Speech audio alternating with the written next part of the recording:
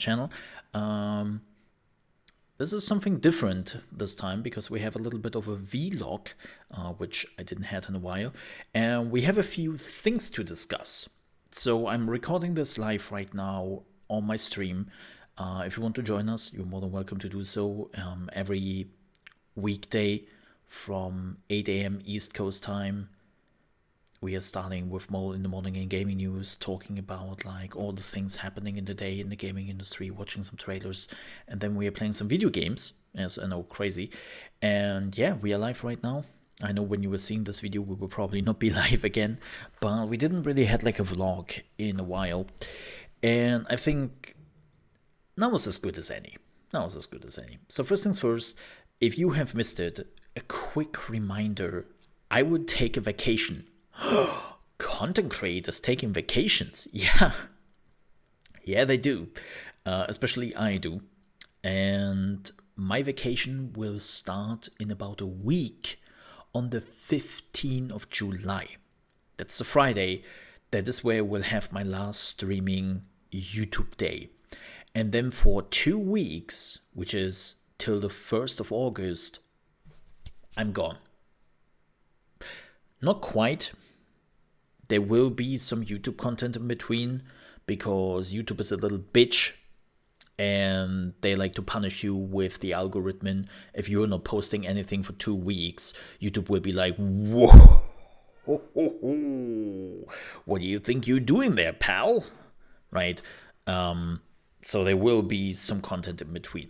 Another thing I have already promised before, that if there will be a Warhammer 40k Dark Tide beta, when I'm in on my vacation, I would definitely play it. I don't think so, because Dark Tide is coming out in September, so the beta will probably happen in August instead.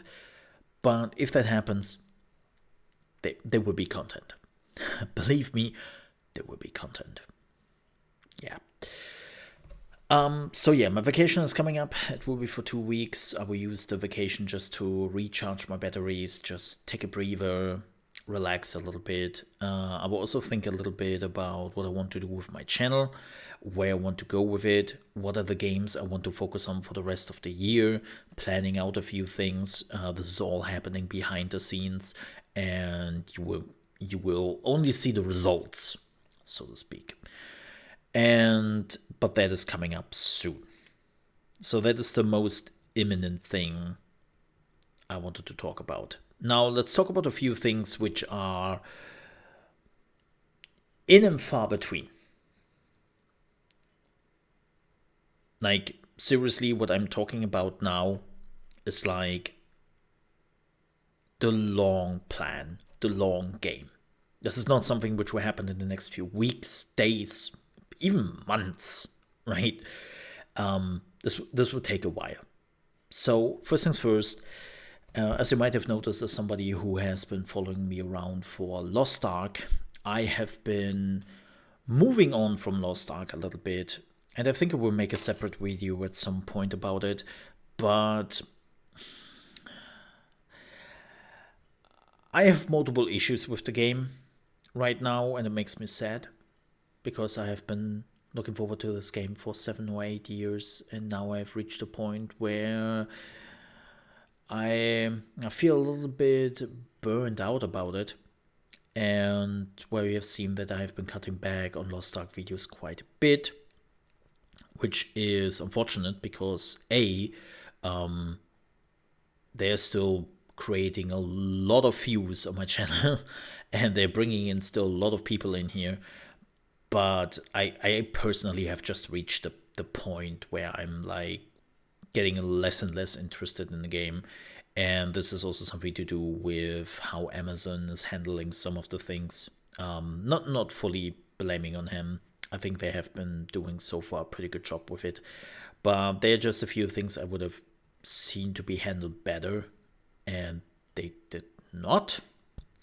So yeah, I just moved a little bit on from the game, but I just wanted to make that clear again. Yes, I know that some people will now unsubscribe or never watch me ever again when I'm producing other videos. That's fine. That's fine. Hey, that's how it goes, right? You cannot please anyone, or everyone. Well, you can please some people. but not everyone. But for me, it's like I have always been somebody who is wandering around. And a game captivating me for years and years, for thousands of hours, there are not a lot of games who have done that. Like World of Warcraft was one of them, of course, but that was when I was also a teen. League of Legends. I know it's one of my guilty pleasures. I have never really used for content creation, but League of Legends was definitely one of those games where I have like, I think I'm now at 5,000 hours with over $1,000 I put into skins and whatnot. Like, look, I had issues, okay? MOBAs are definitely the games where I have to be very careful because I love MOBAs. What can I say? I'm playing a lot of TFT right now. I know it's not a MOBA, but Teamfight Tactics is something which I definitely enjoy. Very disappointed by Outriders. So that is not really coming back. Like that expansion was for the $40 they're asking, not enough. Very disappointed by it. But so there are a few things and a few games I'm curious about, and you will see more. First, we have, of course, Warhammer 40k Darktide. This would definitely be one of my big games. Would definitely be one of my big games here for a while, if there is enough content to be created. Like, that's a problem. The game is coming out in September, and we don't know too much about it. I know it's weird. It's absolutely weird. But yeah, we will see how it goes, but I hope that I can make some more content about it. Then another game which is coming out fairly soon, which I would definitely cover, is 2 Point Campus. I love the 2 Point series. I love like the idea of 2 Point Campus. I've already done some videos about it, and people enjoyed it so far. It's coming out on August 9th, so it's pretty much around the corner, and we will definitely cover it for some time. Well, unfortunately, some games got postponed into next year. So some of the games I had planned for the channel just did go poof. Right. Which is unfortunate.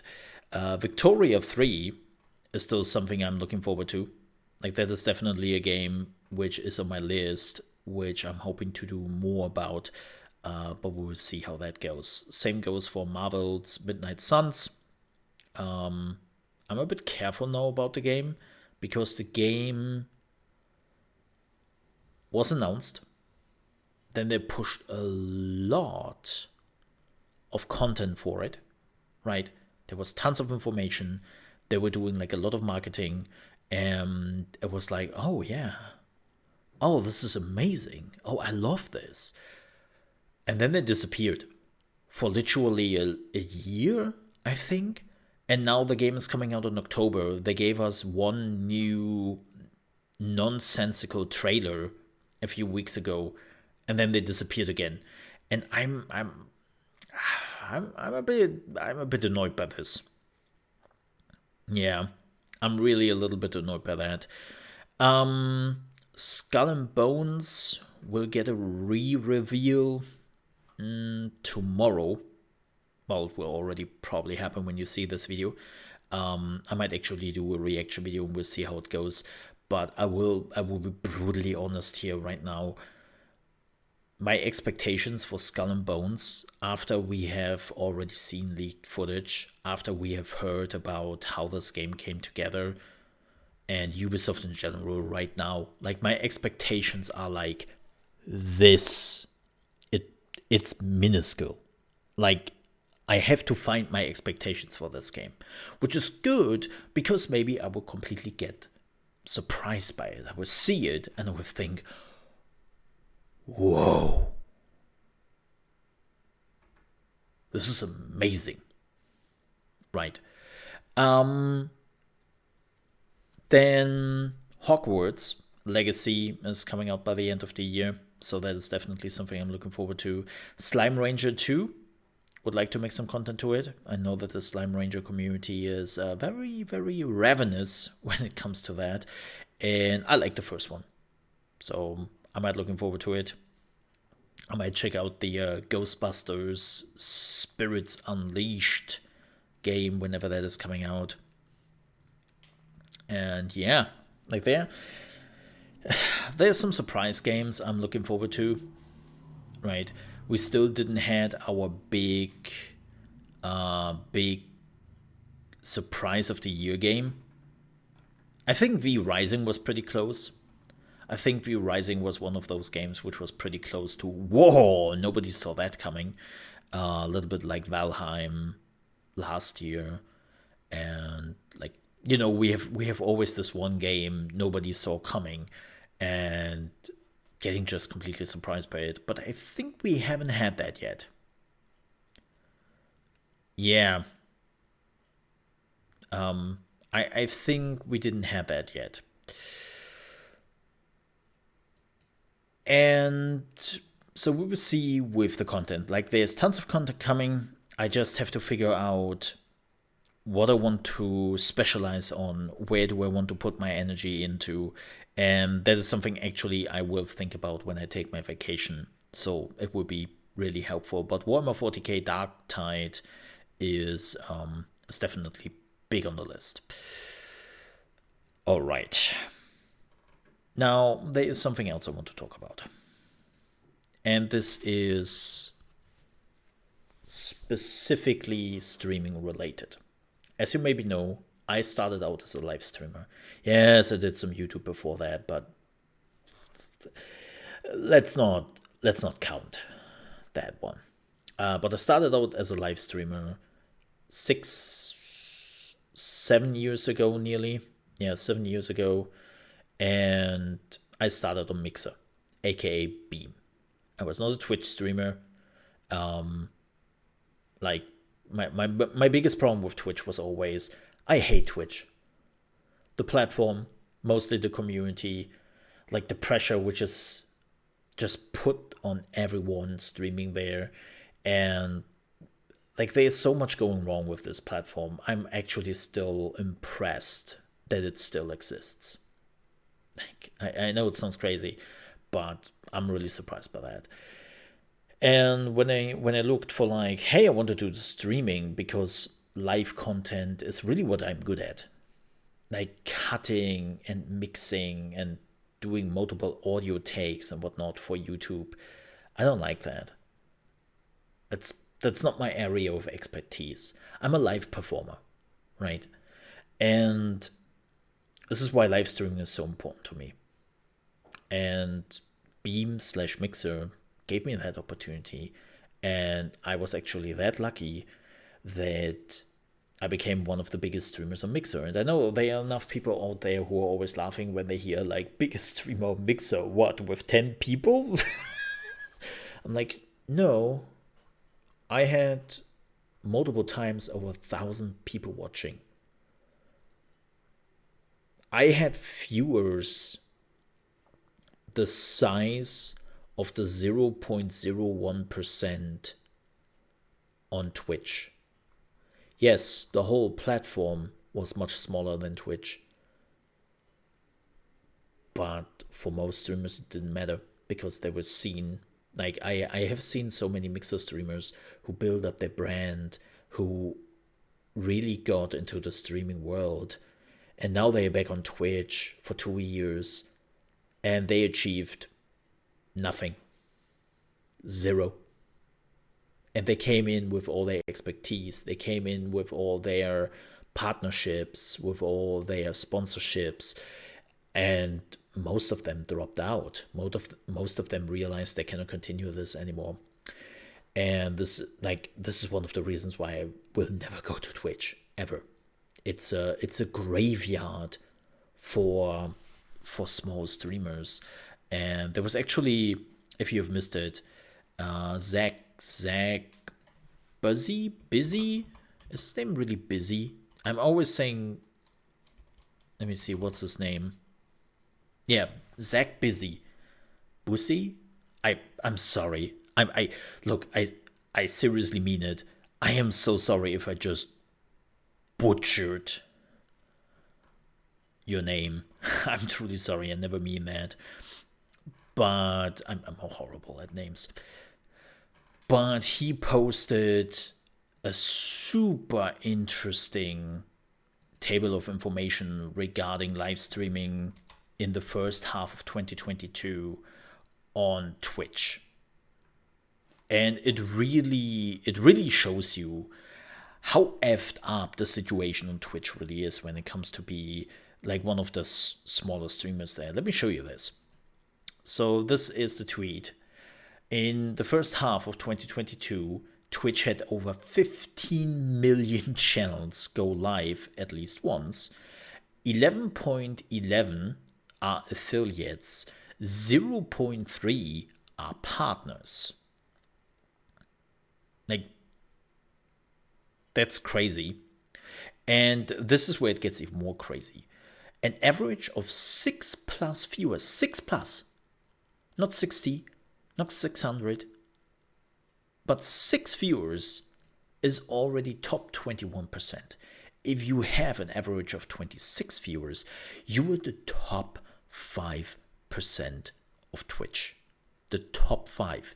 You are 95% better than basically the rest. Like, it's insane. And an average of 250 viewers is top 1%. And everything beyond that is 0 point something. For Twitch, it doesn't matter. Numbers are numbers for Twitch. For content creators, and especially content creators who maybe think about making a living out of this, like, this is not good. This is not good. Like, yeah, I'm one of the top 5% streamers on Twitch. Okay, how many viewers do we have? 28. And you are a full-time streamer? Yeah. Why are you a full-time streamer on Twitch? Because I'm one of the top 5 streamers on Twitch? Or top 5%? But you only have 28 viewers. Yeah, but it's still top 5%. It's like, yeah, no, that doesn't,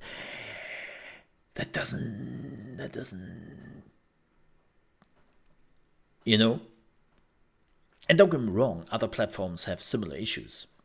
I'm not absolving any of the other streaming platforms, but the problem is on Twitch, going up, even if you have completely planned out the things, even if you do everything right, is so hard. Like, there are just so many things which showcase that Twitch has an immense growing potential for the channels which are already big. And for everyone else, you will probably never be seen. There was another statistic just a few days ago where they made clear that 80% of the growth of a channel on Twitch is coming from outside Twitch. And I always found that ridiculous. I always thought that, wait a second, I'm a live streamer and I have to do like Instagram, YouTube, TikTok, and all the other stuff to get people into my live stream? Okay, so I basically have to do all the non-live stream stuff to have live stream viewers. It's a bit like being a comedian, but you have to do theater and like action movies so that hopefully some people will watch your comedic movies. And it's like, yeah, that's how it sometimes works more. Yeah, but it's just like, ugh. And especially on Mixer, like, I just want to make this clear. Like, a Mixer, I never had to do that. I didn't have to go to YouTube. I didn't have to do like all the other things. I had my Twitter account and I had my Mixer channel. And I did grow on that platform. But this isn't really about lamenting about the past. Mixer is dead and it will never come back. Even if it would come back, I would probably not go back to to it, because can I trust Microsoft that they are not shutting it down 3 years afterwards again? I can't. Like, you want to have some stability. But the reality is the following. I came to Trovo because I saw growth potential here. I really like the features the platform is offering. Like, Trovo is still one of the fastest evolving platforms I have ever seen in my streaming career. It's absolutely insane, and that makes me happy. I love a platform which really tries to innovate and try to be something different, where there's money behind it, there's a big company behind it, and the chances for them to be here are pretty high, because Trovo is growing fast. Trovo is growing ridiculously fast right now. But why is nobody talking about the mole? Yeah, you're absolutely right if you're pointing that out. The problem is that Trovo is very mobile heavy, like very, very mobile heavy. And most of their language viewers and streamers are non-English. English is not a priority right now on Trovo.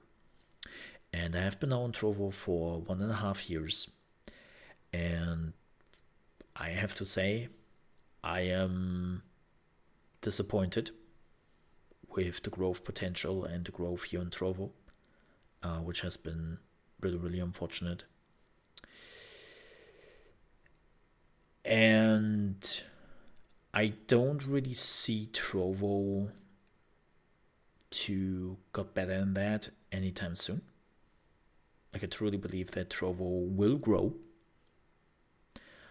but not on the markets which I am in, which I'm focusing on.